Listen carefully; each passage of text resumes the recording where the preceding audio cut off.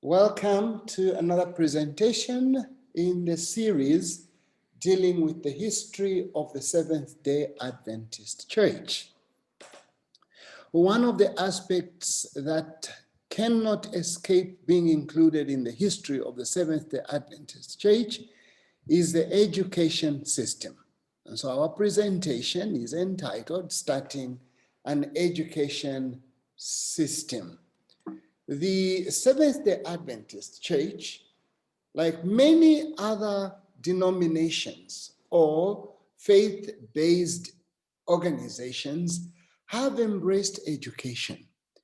But why should we have a history of the SDA education and emphasize its importance in the history of the Seventh-day Adventist Church? First of all, the Seventh-day Adventist Church is the leading Protestant denomination when it comes to operating educational schools and is second only to the Catholic Church. Now, this is an interesting observation because the Catholic Church has existed for about 2,000 years. I'm using approximate language. The church has been there from the apostolic time, led by the Bishop of Rome. And so the Catholic Church has had sufficient and significant time to develop a very strong education system. On the other hand, the Seventh-day Adventist Church, which just began or was officially organized in 1860 and is barely 160 years today, has developed such a strong education system next only to the Catholic Church. And yet we've had a lot of Protestant movements that began in 1517 after Martin Luther protested. Many branches came out, the Baptist Church, the Methodist Church, but the Seventh-day Adventist Church is the leading Protestant denomination when it comes to operating educational institutions. Secondly, for this reason, Adventist history of how it expands and how the gospel is proclaimed anywhere on earth carries with it the opening and operating of schools that train people for service. Anywhere you go, where Adventism is present, you will find an educational institution there, just as you will find the messages or institutions of health. This is just how the Adventist Church is.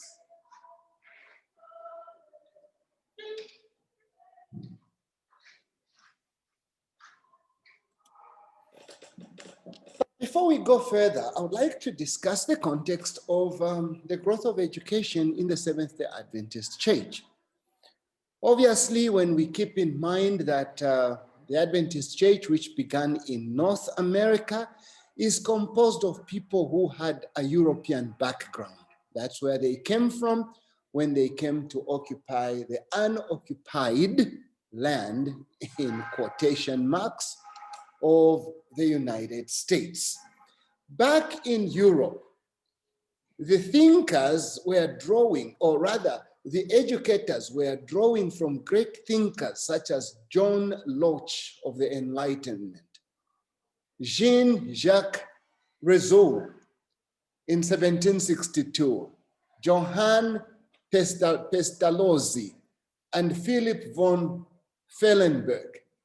These influenced a gentleman by the name Jacob Worley, who founded a school in Switzerland at which the following were emphasized. Now, the interesting thing about this school is that when he began this school with the characteristics we are going to look at, many people did not think it would work. But within a short period of time, this school, which could only take 60 students, became so popular that at one time he had 500 applicants all of them trying to be accepted within the 60 space available.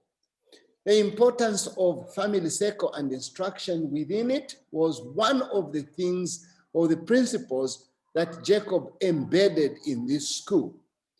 The superiority of direct observation to book learning.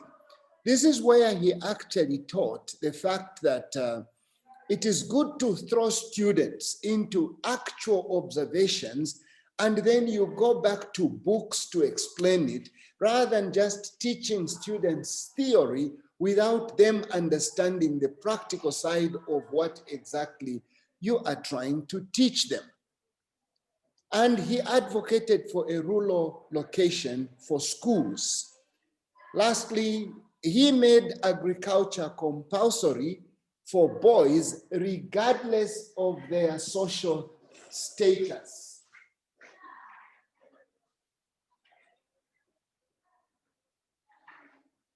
Why boys only? One reason is that in those days, men were regarded as the people that would take care of their homes, and so they had to learn to labor and do those things that provide for their families. Now, I share this information because some of the elements that are here will surface in the Adventist philosophy of education, and I do not want to send a message that the Seventh-day Adventist education was or dropped from heaven only through the instrumentality of Ellen White. No, some of these ideas were actually prevailing even before Ellen White came into being. The background, American education.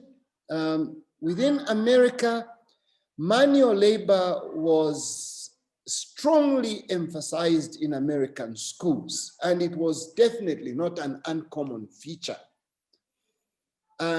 Andover Theological Seminary required each student, for example, to work for 1.5 hours daily, irrespective of their status in society or irrespective of whether they had enough money to pay for their fees or not. They were required to work for 1.5 hours. This became a popular program. Again, that at one time they had over 500 applications for only 60 places available. I mentioned earlier the other school in Europe which had similar experience. In the 1880s, the emphasis turned to vocational training at the high school levels, stressing that students become acquainted with woodwork and machine shop tools. Again, stress here being that education should not just be book knowledge, but that it should emphasize as well vocational training, which stressed the aspect of students using their hands. That's the most important point.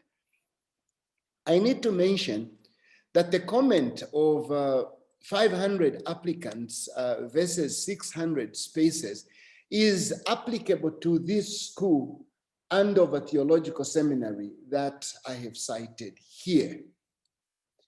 Attitudes of Adventists to education.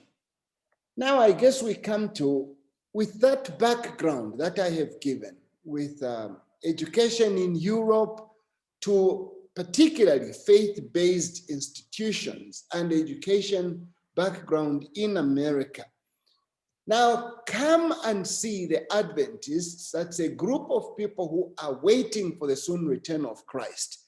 What would characterize their attitudes? Initially, in the 1840s, remember we were disappointed in 1844. So in the 1840s, Adventists were reluctant to education because of their belief in the soon return of the Lord Christ Jesus.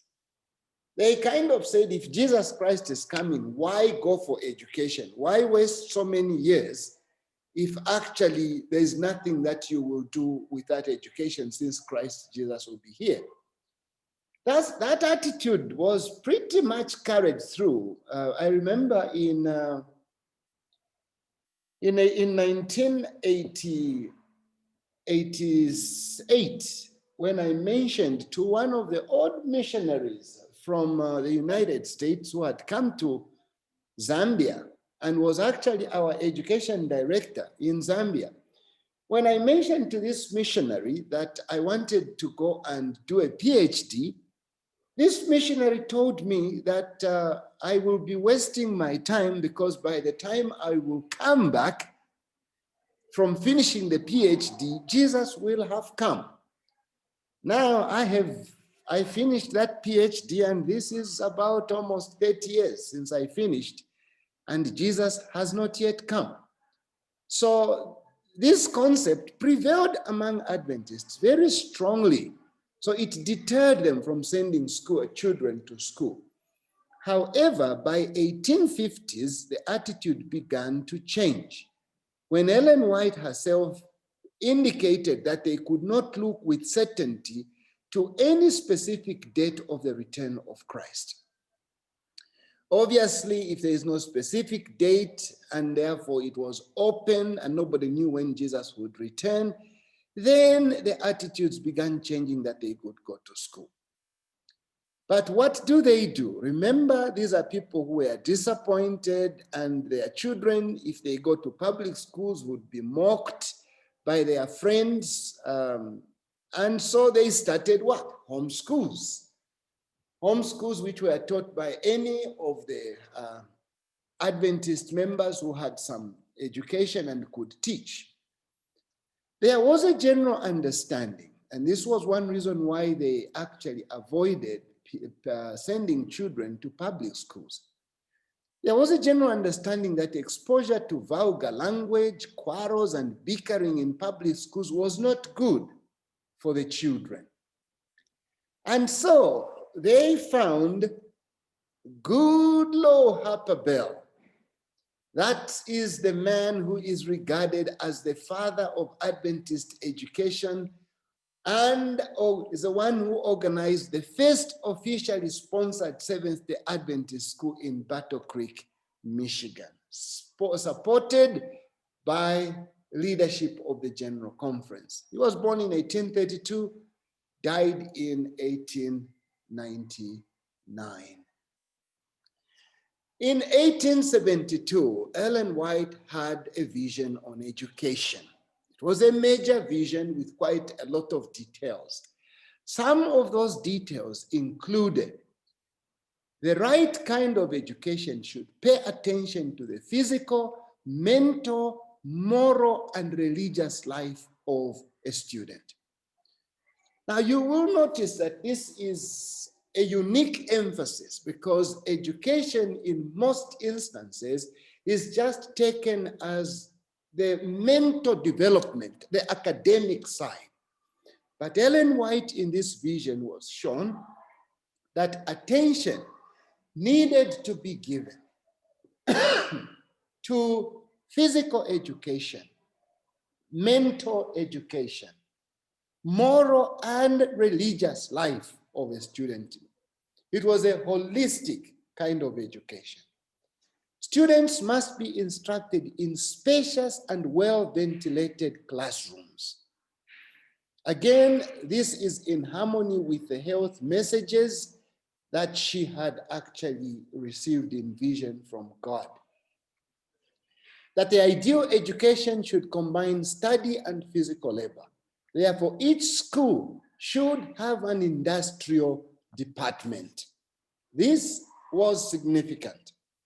Continued further, students should be instructed in agriculture and mechanical lines to fit them for practical duties of life.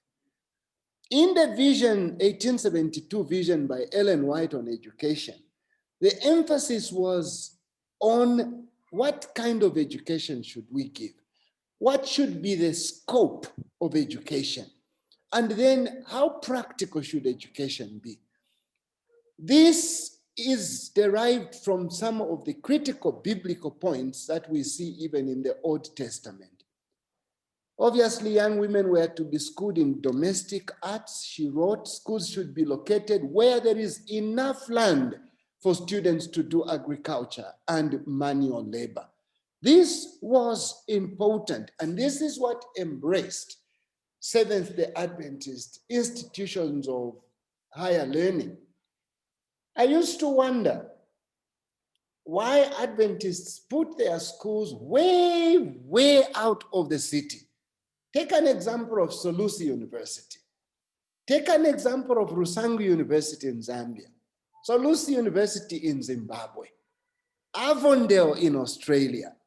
They were all placed in far rural places. Why? It's because of the influence of the spirit of prophecy, the writings of Ellen White in that area.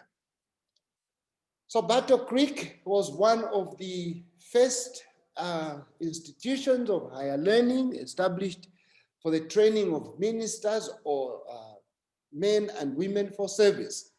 In 1874, the Seventh-day Adventist Education Society became a legal entity. Battle Creek College was established in 1874. Other colleges that immediately followed were Healdsburg College in California, which later became Pacific Union College. South Lancaster Academy, which later became Atlantic Union College. And schools outside the US. As soon as the Adventist messages began going outside of North America, for example, when Ellen White went to Australia, she was sent there for mission work. One of the things she did was again look for land where they could establish a school. Schools are a part of Adventist education, and they continue to be. And that's just part of what it is. She had a vision of land that was poorly spoken of, but she saw that that was the land, even though it was far. Found it, and in 1894, Avondale College was established. To this day, that is an institution of greater influence. No wonder today around the globe, this is statistics as of 2018, we have the Seventh-day Adventist Church has elementary, secondary, training schools, colleges and universities. Look at the numbers. The global numbers for elementary school is over 6,000. Secondary schools are about 2,500. Training schools, colleges and universities are about 150. A total number of 8,807 learning institutions. This is how important education is in the history and the growth of the Seventh-day Adventist Church. Let's do some reflections here. First of all, when Ellen White gave the details of a good education system, many of the ideas that she was shown in vision were already being advocated for. Her visions, however, confirmed those views. And that's how come then they became part of the beliefs of what Adventists followed for their education system. You know, I guess this point, I put it there in the reflections because many times we forget that even the counsels of Ellen White were contextual, meaning there were things that prevailed even in her times. Some of the things were bad, some were good, and in vision, she would be shown those things that the followers of Christ were to embrace and things that they were not to embrace.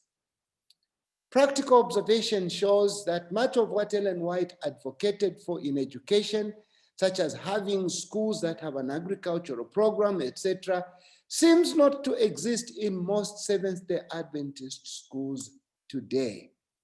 And this is sad because as a historian, we define Adventism by what it had defined itself to be, by the core concepts, core pillars that are very important to it. And when today Adventist schools are just in town and they seem to emphasize only the academic side, it denies the history of who the Adventists are, in particular with higher education or education in general. Due to the emphasis on education, the Seventh-day Adventist Church has a lot of schools around the globe, 8,807 we learned. Again, I close this by saying, in the Seventh-day Adventist Church history, institutions of higher learning and education in general is part of the characteristic. It's part of the DNA of Adventism. Adventism elevates people in education. Adventism takes education seriously. My hope and prayer is that as you learn more about the history of the Adventist Church, you'll be able to tell just the importance of these concepts. Obviously, if you like this presentation, give me a thumbs up that you like it. And if you haven't subscribed, please do so, and you will be notified each time I make a presentation. With this, thank you so much and blessings.